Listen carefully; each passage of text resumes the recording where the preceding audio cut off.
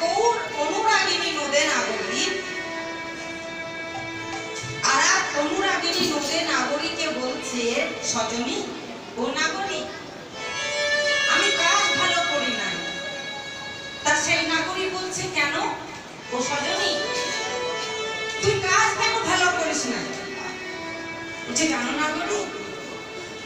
আমি যেই অবধি ওই গৌরূপে নয়ন দিয়েছি, ওই গৌর প্রেমে মন মজিয়েছি, সেই অবধি আমার ঘরে আমার গৃহে সকলে আমায় কলঙ্কিনী বলে।